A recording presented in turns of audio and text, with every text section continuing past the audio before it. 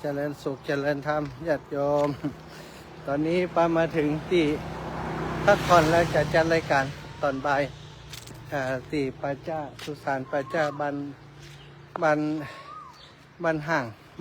กับบันต้นห่าง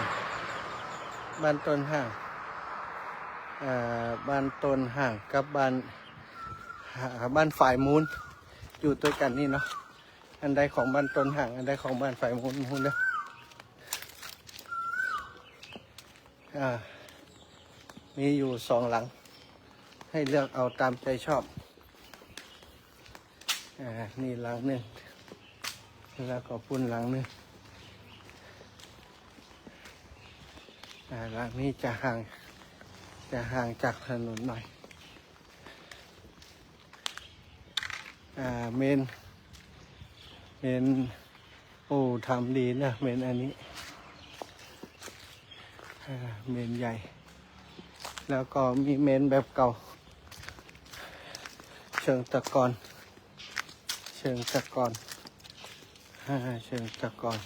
โอ้ได้ใจแล้วเนาะเอาของอย่างทิ้งไปหมดละ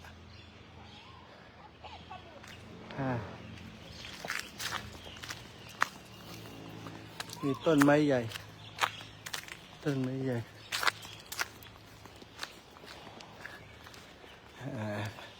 อันนี้2 หมู่บ้านอยู่ด้วยกัน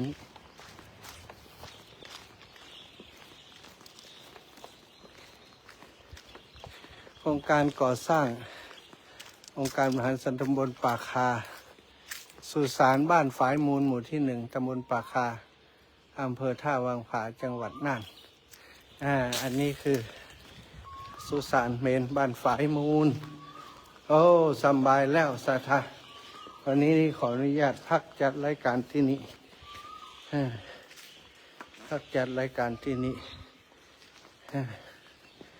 มีสถานที่สบายเนาะก็จะอยู่ฝั่งนี้ก็แล้วกัน อยู่ฝั่งนี้ก็แล้วกันทางนี้น่าจะเย็นกว่า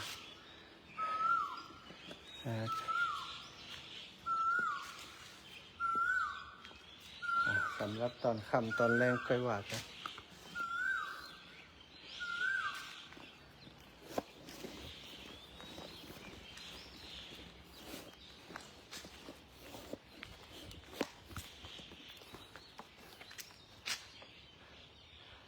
มีเจ้าภาพมาสร้างเนาะมีเจ้าภาพสร้างคู่กันเลยบ้านต้นห่างกับบ้านฝ่ายมูลอยู่ด้วยกันที่นี่ศาลารวมใจสามัคคีตอนนี้ก็เย็นดีตอนนี้ก็ใช้ได้น่าจะพักอยู่ตรงนี้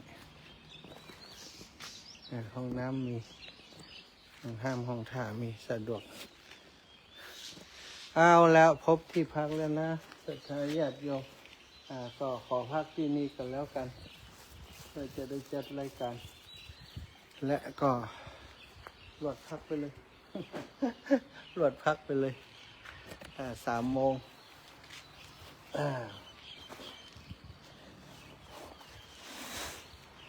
อาละ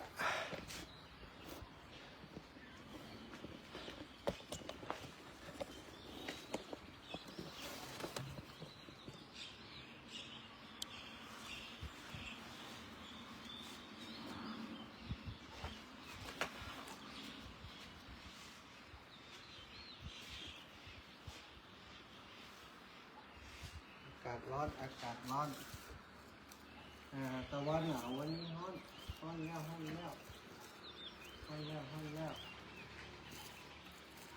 ขอตักข้าวก่อนนะ